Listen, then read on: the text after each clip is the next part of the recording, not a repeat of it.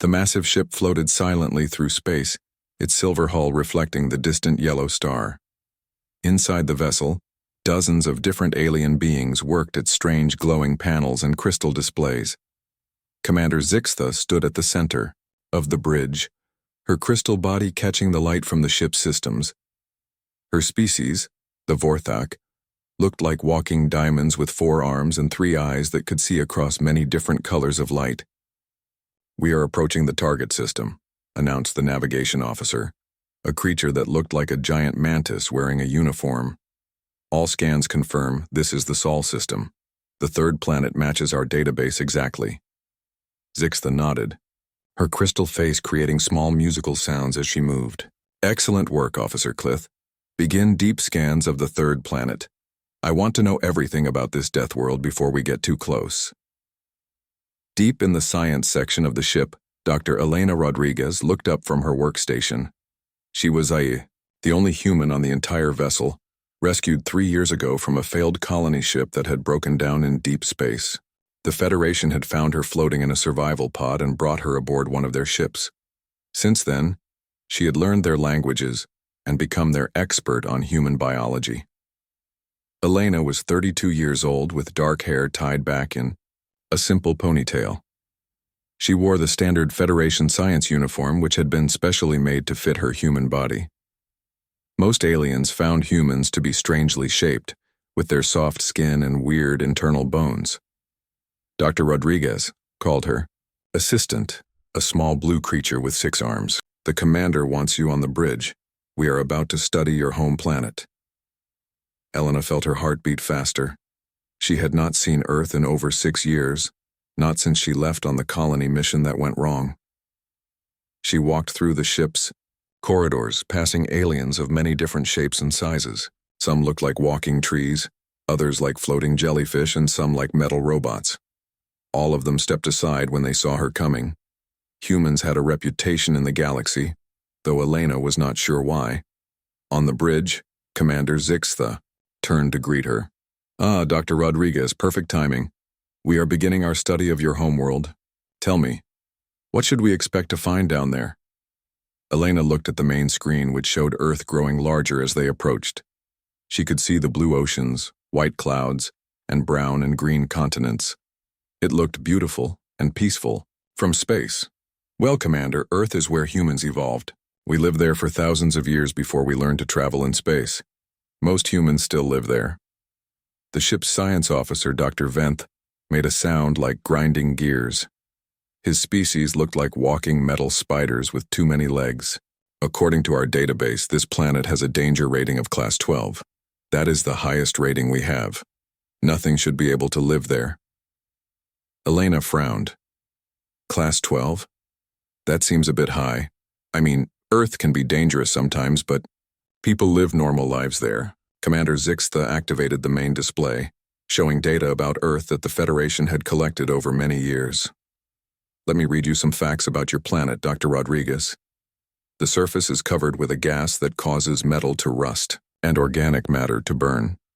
The weather includes violent storms that can destroy buildings, spinning wind columns that can lift objects into the air, and frozen water that falls from the sky with enough force to damage vehicles." "You mean oxygen, thunderstorms, tornadoes, and hail?" Elena asked. "Those are your names for these deadly phenomena, yes."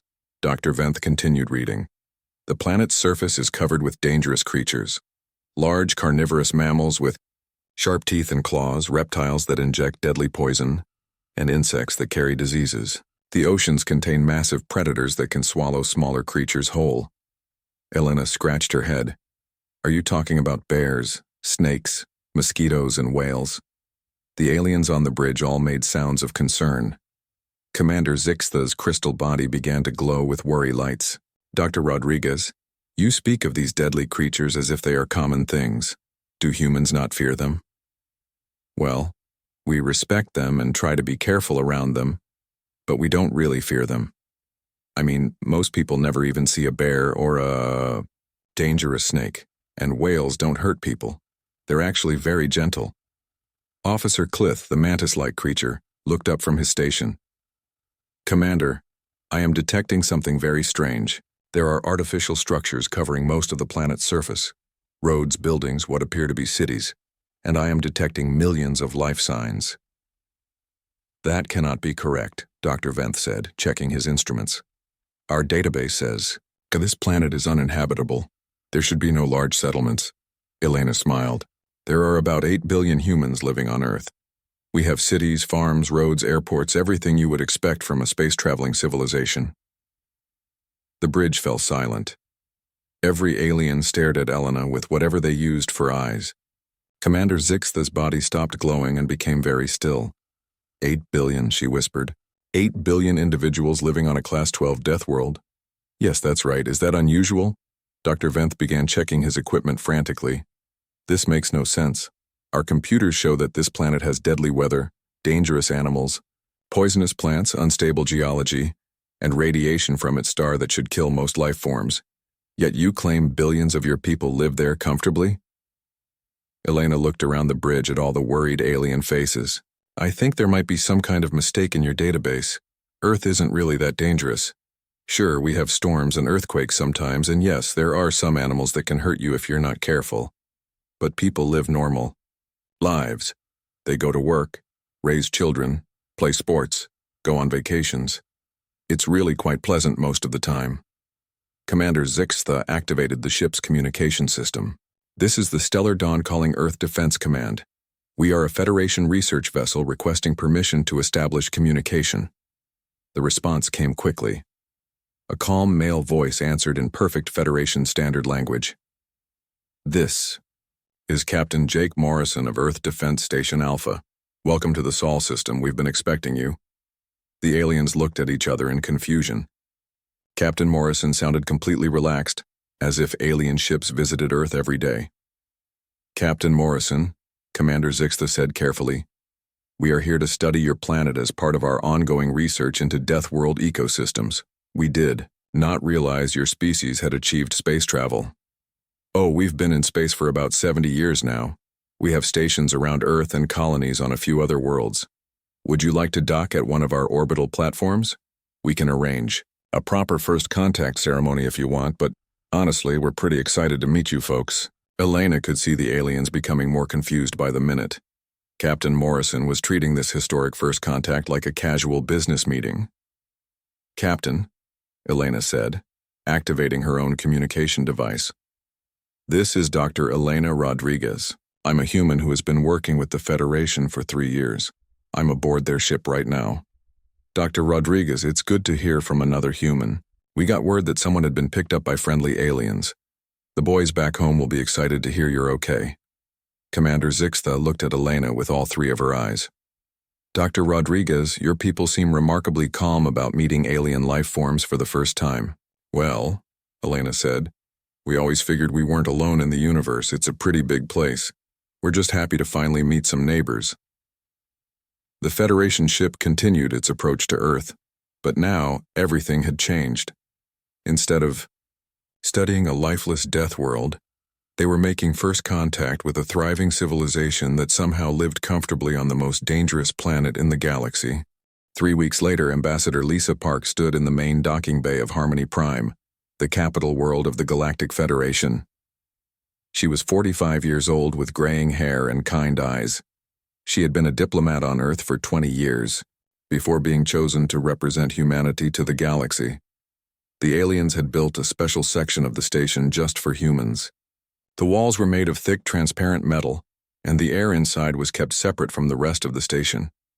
Lisa could see dozens of alien workers outside wearing heavy protective suits, as if the humans might explode at any moment.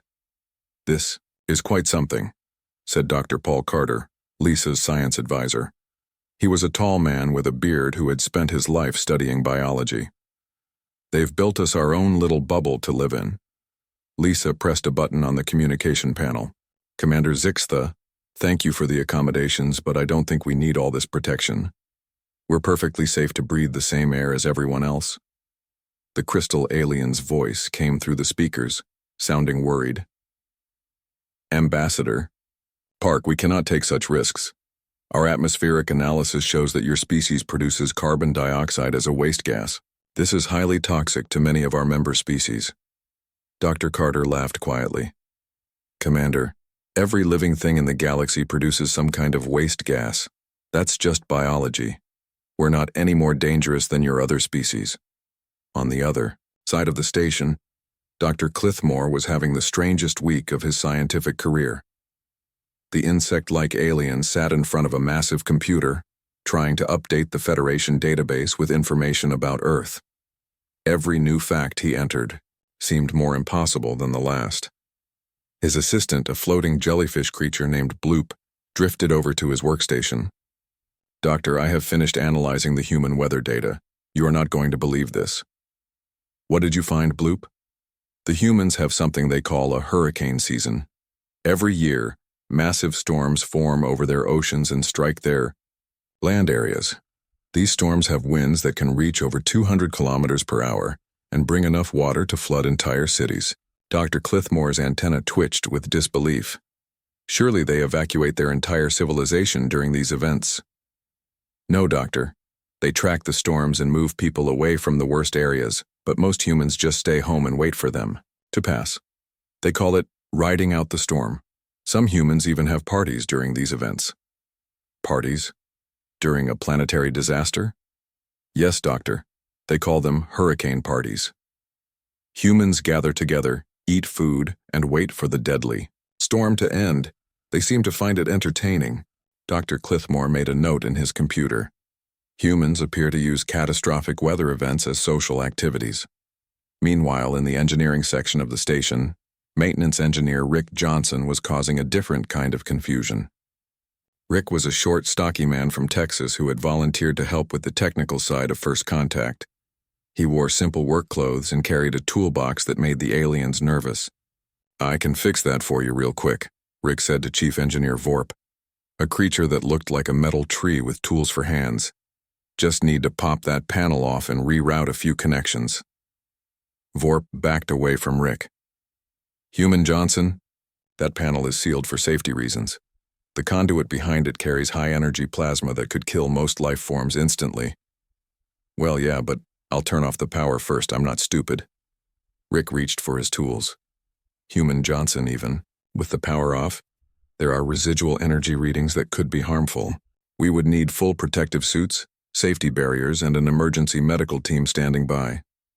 Rick looked confused. For a simple wire job? How do you guys ever get anything fixed around here? While Rick puzzled over alien safety procedures, Dr. Elena Rodriguez was having her own interesting conversations with the Federation science team. She sat in a comfortable chair surrounded by aliens who stared at her like she was the most dangerous thing they had ever seen. Dr. Rodriguez, said Dr. Tenthar, a purple blob with several eyes. We need to understand how your species survived on such a hostile world. Let us start with something simple. What do humans eat? Well, we eat lots of different things. Fruits, vegetables, grains, meat from various animals, fish from the oceans. You consume other living creatures? Yes, that's pretty normal. Most animals eat other living things. Don't your species eat other life forms? Dr. Tenthar wobbled nervously. Some species consume processed nutrients or energy directly from their star. We find the idea of consuming other living beings to be quite disturbing. Elena tried to be understanding. I can see how that might seem strange to you, but it's just how life works on Earth. Plants get energy from the sun, animals eat plants, some animals eat other animals. It's called a food chain. Food chain, Dr. Clithmore repeated, typing frantically. Humans participate in systematic consumption of multiple life forms in organized hierarchy. Elena wanted to explain that it wasn't as scary as it sounded, but another alien scientist interrupted. Dr. Rodriguez, our scans show that humans voluntarily expose themselves to radiation from their star on a regular basis. Why do your people engage in this dangerous behavior? Elena thought for a moment. Oh, you mean sunbathing. People like to lie in the sun because it feels warm and gives us vitamin D. Plus, most people think a little bit of a tan looks nice. The aliens made various sounds of horror. Dr. Tenthar's purple blob body turned a darker shade. Humans deliberately expose themselves to stellar radiation for cosmetic purposes? Well, when you put it like that, it sounds worse than it is. We're careful not to get too much sun. We use sunscreen and try not to stay out too long. Dr. Clithmore added another note. Humans regularly expose themselves to dangerous radiation as recreational activity and for appearance modification. Back in the diplomatic section, Ambassador Park was trying to explain human culture to a group of Federation officials. They sat around a large circular table, with the humans in their protective bubble and the aliens safely on the other side. Ambassador Park, said Council Leader Zephyr, a tall, thin creature with silver skin. We are having difficulty understanding human society. Our cultural analysts report that humans engage in organized physical combat for entertainment. You mean sports? We believe you call some of these activities football, boxing, and martial arts. These appear to involve humans deliberately trying to harm each other. Lisa smiled. Sports are just games, Council Leader. Yes, some of them involve physical contact, but the goal isn't to hurt anyone. It's about competition, teamwork, and having fun. People love to watch sports and cheer for their favorite teams. Humans gather in large groups to watch other humans engage in ritualized combat. I suppose you could describe it that way, but it's really much more friendly than it sounds. Sports bring people together. Families and friends watch games together. Cities celebrate when their teams win. And players from different teams respect each other. Council Leader Zephyr made notes on his electronic pad. Humans use organized violence as social bonding activity. Dr. Carter leaned over to Ambassador Park. I don't think we're explaining this very well. I'm starting to see the problem, Lisa whispered back. Everything normal to us sounds completely insane to them. The cultural exchange was not going as smoothly as anyone had hoped. Every attempt to explain human behavior seemed to make the aliens more convinced that humans were the most dangerous species in the galaxy. Later that evening, Elena sat in her quarters reading reports from the various alien science teams.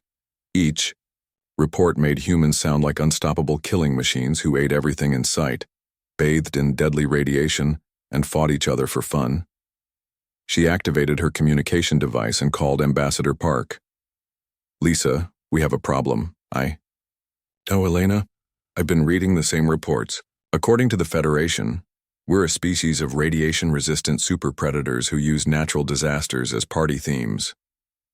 The weird thing is, everything they're saying is technically true. We do eat meat, we do sunbathe, we do play contact, sports, but when they describe it, we sound like monsters. Maybe that's the real issue, Lisa said thoughtfully. We're not monsters, but we are different. Very different. These aliens come from safe, peaceful worlds where the biggest danger might be a small earthquake once every few centuries. To them, a typical Tuesday on Earth would be a planetary emergency. Elena looked out her window at the peaceful space, stations surrounding them. Everything here was clean, safe, and carefully controlled. There were no storms, no dangerous animals, no radiation, and no real challenges of any kind. Lisa, I think I'm beginning to understand something. We're not just different from them. We might be the toughest species they've ever met, and we don't even realize it. Dr. Amy Foster stepped off the shuttle onto Harmony Prime with a big smile on her face. She was a marine biologist from California, 38 years old with sun-bleached blonde hair and bright blue eyes. She carried a simple backpack and wore casual clothes that made the alien security guards very nervous. Welcome to Harmony Prime, Dr. Foster, said her escort, a tall alien named Guide Nexus who looked like a walking stick with too many joints. We have prepared special safety equipment for your research activities. Amy looked at the cart full of thick suits, breathing equipment, and what appeared to be small medical robots. Oh, that's very thoughtful, but I don't think I'll need all that. I'm just here to study your local marine life. Guide Nexus's stick-like body began to shake. Dr. Foster, we cannot allow you to approach our ocean creatures without full protection. While they are harmless by our standards, they could still be dangerous to someone from your world. What kind of creatures are we talking about? Well, there are the Harmony floaters. They are about the size of your hand and they drift through the water eating small plants. Sometimes they bump into things by accident. Amy tried not to laugh. They sound adorable. Are there any bigger animals? Yes. We have the giant swimmers. They can grow to almost 2 meters long and they have been known to splash water when they surface. Very unpredictable behavior. Amy nodded seriously, though she was smiling inside. I see. Well, I'll be very careful around them. Meanwhile, at the Earth Embassy on Harmony Prime, 8-year-old Danny Miller was playing in the garden with his new alien friend, a young creature named Pip, who looked like a small purple mushroom with eyes. Danny's parents were part of the diplomatic mission, and they had brought their children to help show the aliens that humans were normal, peaceful people. Want to help me build a sandcastle? Danny asked, picking up what the aliens called a mineral, death spike, but which was actually just a piece of quartz crystal. Pip backed away quickly. Danny, that is very dangerous. You should not touch sharp minerals with your bare hands. Danny looked at the smooth crystal in his palm. It's not sharp, Pip. Look, it's actually pretty smooth. He rubbed the crystal against his arm to show it wouldn't cut him. Pip made a high-pitched sound of fear and called for help. Adult supervisors, the human child is engaging with lethal geological formations. 3 adult aliens came running, including Pip's parent, a larger purple mushroom named Guardian Spore. Human child Danny, please put down the dangerous mineral immediately. Danny was confused, but he set the crystal down gently. I'm sorry, I didn't know it was dangerous. It seemed pretty safe to me. Human children have very different ideas about safety than our children, Guardian Spore explained to the other adults. Yesterday I saw the female human child Sarah petting their family's carnivorous companion animal. The other aliens made sounds of shock. Danny scratched his head. You mean Mittens? She's just a cat, she's really friendly. The creature has sharp claws and hunting instincts, Guardian Spore said. Yet the human children treat it as a source of comfort. Danny was starting to understand that the aliens were scared of things that seemed perfectly normal to him. Mittens would never hurt us, she's part of our family. She sleeps on my bed at night. The predator sleeps in the same area as human children? Guardian Spore asked in horror. Sure, lots of people sleep with their pets. Mittens purrs and it helps me fall asleep. The aliens spent the rest of the day having an emergency meeting about human child safety practices. On the other side of the station, construction engineer Tony Garcia was having his own interesting conversations with the alien building team. Tony was a big, friendly man from New Mexico who had volunteered to help improve the Earth Embassy's living areas. So you want to build an addition right there? Asked Chief Builder Construct, an alien that looked like a collection of metal blocks with arms. But that area sometimes experiences minor ground vibrations. You mean earthquakes? Tony asked. How big are they usually? The seismic readings can reach as high as 2.1 on the measurement scale. Sometimes the ground moves enough that you can actually feel it. Tony tried not to smile. A 2.1 earthquake was so small that most people on Earth wouldn't even notice it. I think we can handle that. Where I come from, we build houses in areas that get earthquakes that are 100 times stronger than that. Construct's metal blocks began to rattle with concern. How is that possible? How do the structures survive? Good engineering and flexible design. We've been building earthquake-resistant buildings for over a century. Some of the tallest buildings in the world are in earthquake zones. But why would anyone choose to live in such dangerous areas? Tony shrugged. Because they're nice places to live. My hometown gets earthquakes pretty regularly, but it's also got great weather, beautiful mountains, and good jobs. You learn to deal with the earthquakes. Humans voluntarily live in geological disaster zones because they find them pleasant? Construct asked, making notes. Well, when you put it like that, it sounds crazy. But yeah, pretty much. At the Federation University, Dr. Mira Chen was accidentally becoming famous among the alien students. Mira was a young graduate student from Earth who had applied for an exchange program, thinking it would be a nice way to study alien cultures. She was 26 years old with black hair and a cheerful personality. Today we will practice basic survival skills, announced Professor Wisdom, a large creature that looked like a wise old tree. Dr. Chen, since you are our guest student, perhaps you would like to observe while the other students attempt the challenges. I'd love to participate if that's okay, Mira said. Professor Wisdom's branches rustled with concern.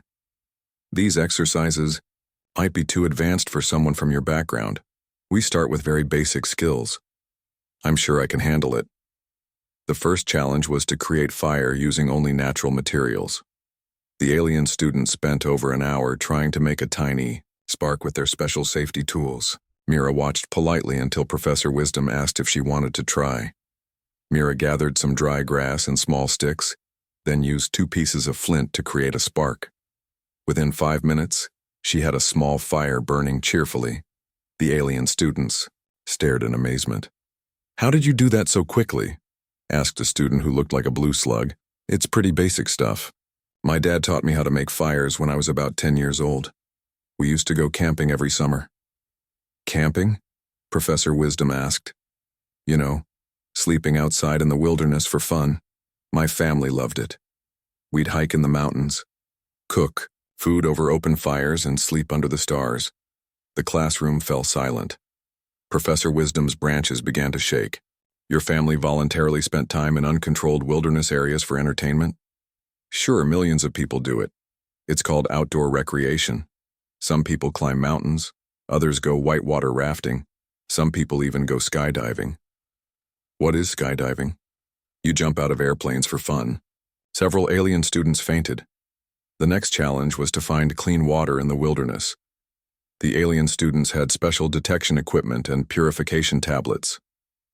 Mira walked over to a small stream, looked at the water carefully, smelled it, and then took a small sip.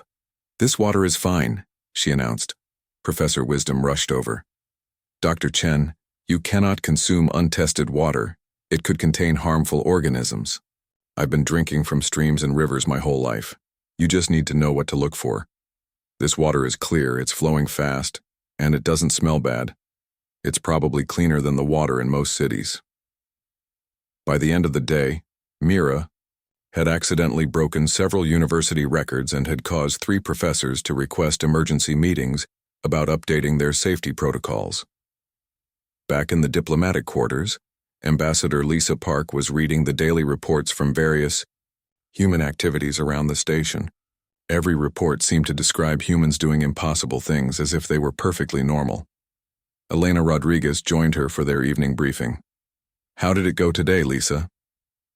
"Well, according to these reports, Amy Foster has revolutionized marine biology by successfully approaching what the aliens consider dangerous sea creatures. Tony Garcia has proposed building in seismically active areas that the aliens won't even walk through. And Mira Chen has been declared a survival expert after demonstrating skills that most humans learn as children." Elena sat down with a sigh. "The kids are causing problems too. Danny and Sarah keep doing things that terrify the alien children. Apparently Sarah showed some young aliens how to climb a tree yesterday, and now there's a petition to have all human children supervised by safety officers at all times. The strangest part," Lisa said, "is that we're not trying to show off or prove anything. We're just being ourselves." "Maybe that's exactly the problem," Elena replied. "Being ourselves is apparently terrifying to everyone else in the galaxy." Outside their window, they could see alien workers installing additional safety barriers around the human section of the station. Signs in multiple languages warned of extreme danger and Deathworld species present. Lisa shook her head. "They think we're the most dangerous creatures in the galaxy, and all we're doing is living normal human lives." The emergency alarm woke everyone on Harmony Prime at 3 in the morning. Red lights flashed throughout the station as the voice of Controller Prime echoed through the halls. "All citizens report to emergency shelters immediately. The Scoran Empire has declared war on the Federation. This is not a drill." Ambassador Lisa Park rushed to the command center, still wearing her pajamas. The main screen showed dozens of enemy ships approaching Federation worlds across the galaxy. The Scoran were a warrior species that looked like giant armored lizards. They had been conquering other worlds for centuries. "How bad is it?" Lisa asked Commander Zixta. The crystal alien's body was glowing bright red with stress. "Very bad, Ambassador. The Scoran have superior weapons and tactics. They have already taken 3 of our outer worlds. Our military commanders estimate we have perhaps 2 weeks before they reach our core systems. What can we do to help?" "Help?" Commander Zixta looked confused. "Ambassador, your people should evacuate immediately. This station will likely be attacked within days. We cannot guarantee your safety." Lisa shook her head. "We're not running away. If you're in trouble, we're in trouble. What do you need?" On Earth, President Ashley Cooper was holding an emergency meeting with her military advisors. General Patricia Brooks, a tough woman with gray hair and sharp eyes, spread tactical displays across the conference table. "The situation is serious, Madam President," General Brooks said. "The Federation has good defensive positions but poor offensive capabilities. Their military doctrine is based on avoiding conflict rather than winning it." "What about their weapons? And ships?" "Advanced technology but conservative tactics. They fight like they're trying not to get hurt rather than trying to win. The Scoran, on the other hand, fight like they have nothing to lose." President Cooper studied the star charts. "Can we help them?" "I believe so. Human tactics and Federation technology could be a powerful combination." Within hours, Earth's defense fleet was heading toward the war zone. The Federation officials tried to convince them to stay away, but the humans insisted on helping their new allies. Pilot Marcus Taylor sat in the cockpit of his fighter ship as the fleet approached the battle zone. Marcus was 34 years old and had been flying military aircraft since he was 22. He had flown through thunderstorms, hurricanes, and blizzards back on Earth. "All Federation pilots, this is Squadron Leader Vorth," came a voice over the radio. "We are approaching the nebula of certain death. Our orders are to fly around it to avoid the dangerous radiation and spatial anomalies." Marcus looked at his navigation display.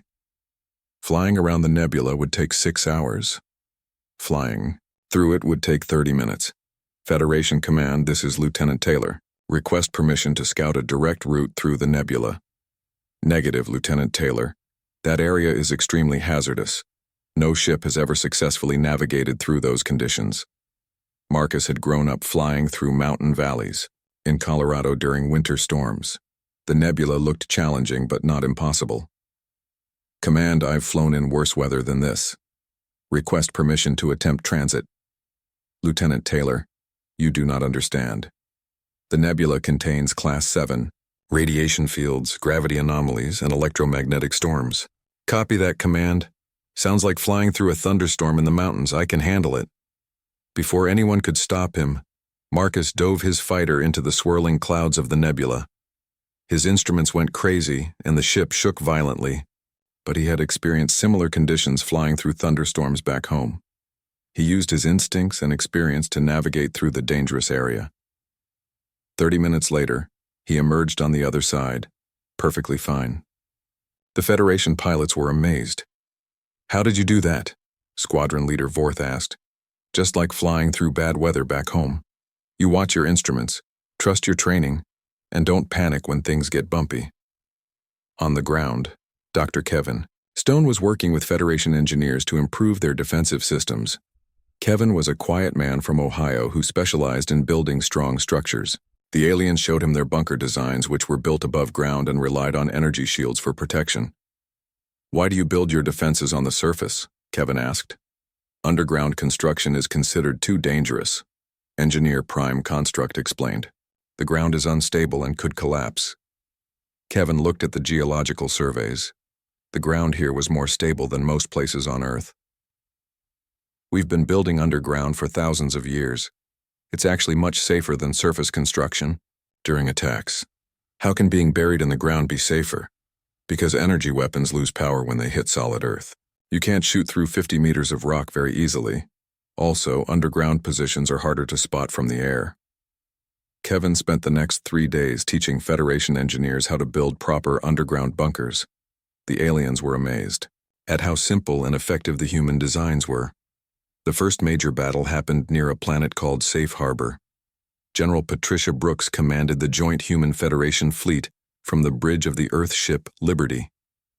She was calm and focused as enemy ships approached. "General, the Scoran fleet is moving to attack position," reported her tactical officer. "They're using Standard Formation 7. "Thank you, Commander. Take us into the asteroid field."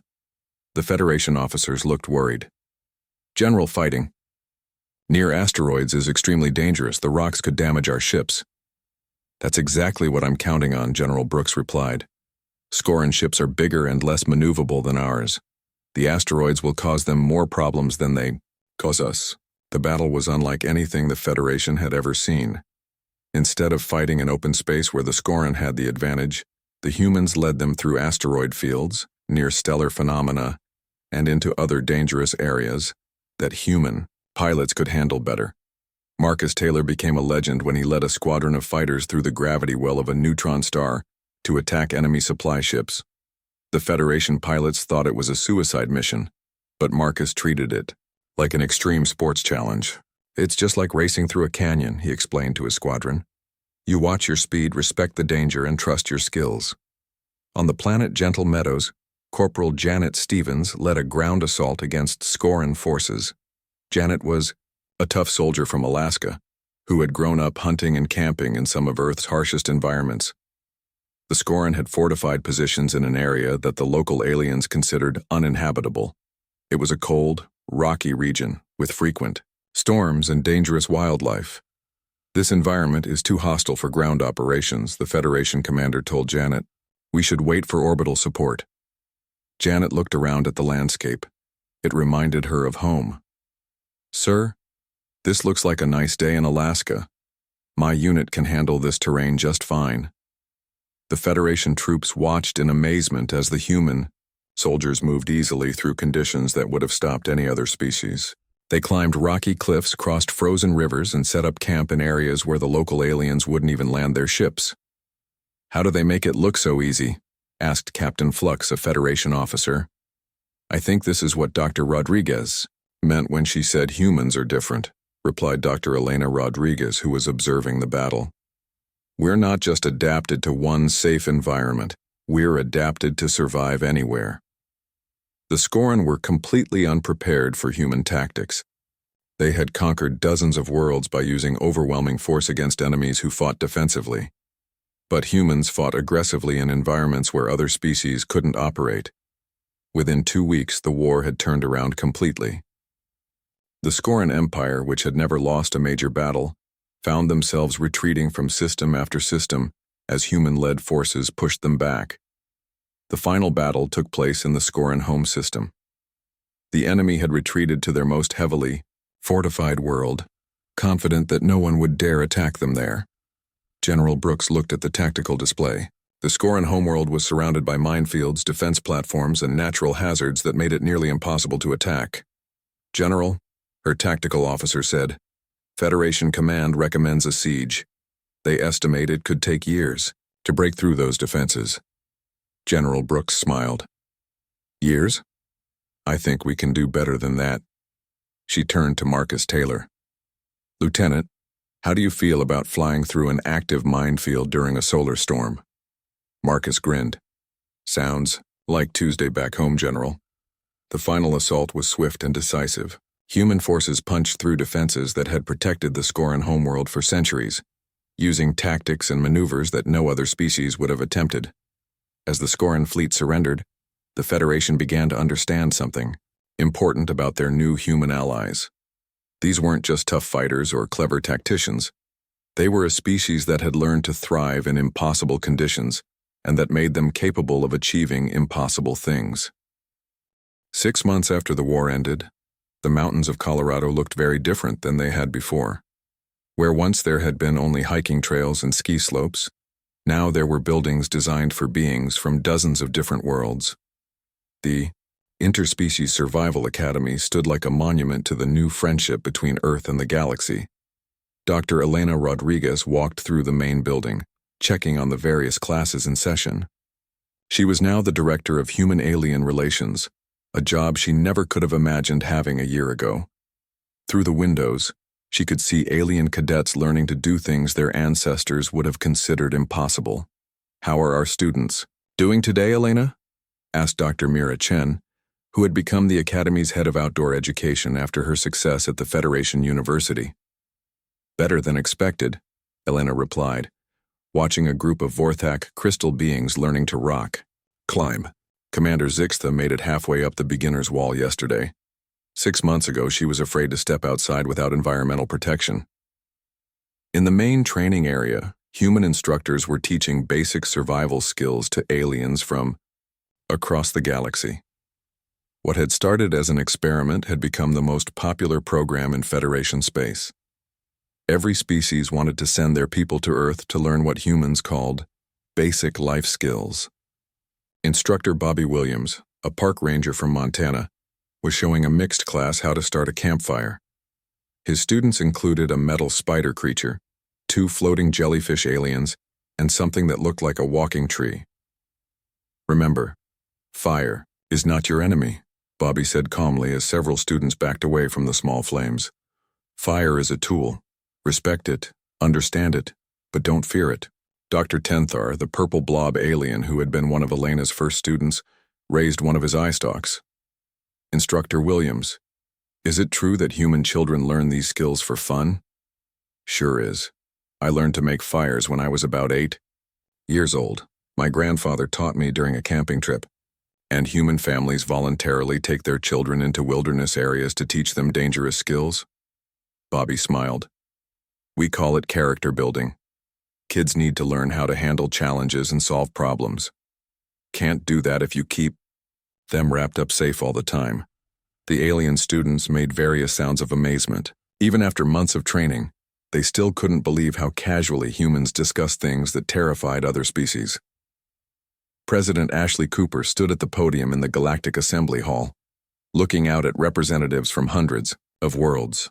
She was about to make the most important speech of her career. 6 months ago, you knew Earth as the galaxy's most dangerous world, she began. Today, I'm here to officially accept our new role as the Federation's primary training facility for survival and adaptation skills. The alien delegates made approving sounds, though many still wore protective equipment even in the climate-controlled assembly hall. But I want to make something clear, President Cooper continued. We're not here to make your people more dangerous. We're here to help them discover their own hidden strengths. In the audience, Ambassador Lisa Park translated the speech for the Earth delegation. Beside her sat General Patricia Brooks, who had become something of a celebrity in the galaxy after her military victories. The human approach to challenges is simple, President Cooper said. When you can't avoid a problem, you learn to solve it. When you can't solve it, you learn to live with it. And when you can't live with it, you learn to thrive in spite of it. After the speech, Elena found herself in the Academy's cafeteria, eating lunch with some of the alien instructors who had come to Earth to learn human teaching methods. It was a strange sight. Dozens of different species sitting together, sharing food and stories. Dr. Rodriguez, said Professor Wisdom, the tree-like alien who had taught Mira at the Federation University. I must admit that I was wrong about humans.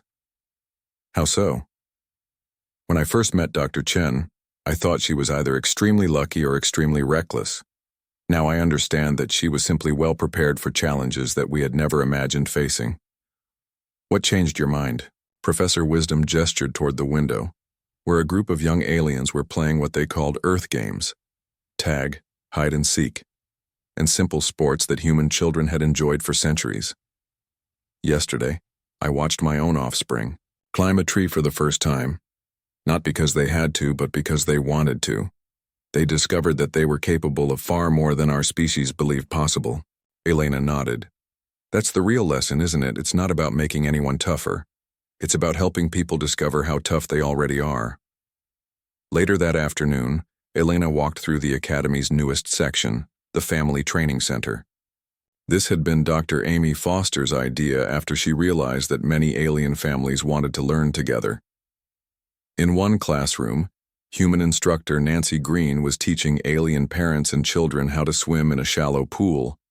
What had once terrified alien species as deliberate submersion in dangerous liquid was now seen as an essential life skill. Remember, the water will support you if you let it, Nancy said to a nervous chiton family. Don't fight against it, work with it. The young chiton, who looked like a small praying mantis, took a tentative step into the water. Its parent, Dr. Clithmore, watched nervously from the edge of the pool. Is this truly safe? Dr. Clithmore asked. Doc, humans have been swimming for thousands of years, Nancy replied. Kids usually learn when they're 4 or 5 years old. Your little one is going to do just fine. Elena continued her walk and found herself in the Technology Integration Lab, where human engineer Tony Garcia was working with alien scientists to develop new kinds of equipment. The key is making things that work in tough conditions, Tony explained to a group of Federation engineers. Back on Earth, we build things assuming they'll get rained on, dropped, banged around, and generally abused. That's why human equipment tends to be more reliable than what you're used to. Engineer Prime Construct, the metal block alien who had worked with Tony months earlier, held up a piece of human-designed equipment. This communication device survived being dropped from a height of 10 meters, submerged in water, and exposed to extreme temperatures. Our devices require careful handling in climate-controlled environments. That's because you've never needed tough gear before, Tony said. When your world tries to kill you on a regular basis, you learn to build things that can take a beating. Evening approached. Elena made her way to her favorite spot in the academy, the observation deck that looked out over the Colorado mountains. She often came here to think about how much had changed since that first day when the Federation ship had arrived at Earth. Marcus Taylor joined her, still wearing his flight instructor uniform. He had become the head of the Academy's Extreme Environment Flight Training Program. "How many new students are we expecting next month?" he asked. "Over 3,000, Elena replied. "Word is spreading that Earth training actually works. Species that have been considered fragile for centuries are discovering they can do things they never imagined. It's funny," Marcus said, looking out at the mountains. "We spent our whole lives thinking Earth was just a normal place to live. Turns out it was boot camp for the galaxy." Elena laughed. "The Federation keeps updating their databases. Earth went from Class 12 Deathworld, approach with extreme caution, to Class 12 Deathworld Essential Training Facility." That night, Elena sat in her office writing her monthly report to the Federation Council. She looked over the statistics from the past 6 months and smiled at what she saw. Over 50,000 aliens had completed basic training at the Academy. 12 species had exceeded their previous physical limitations by over 300%. The Federation's emergency response capabilities had improved dramatically as more aliens learned to function in challenging conditions. But the most important statistic was harder to measure. For the first time in galactic history, different species were choosing to live and work in environments that had previously been considered uninhabitable. The galaxy was opening up in ways no one had imagined possible. Elena finished her report and walked outside into the cool mountain air. Above her, the stars shone brightly, each one representing worlds where beings were learning to push beyond what they thought possible. A year ago, aliens had called Earth the strangest death world in the galaxy because nothing should have been able to live there.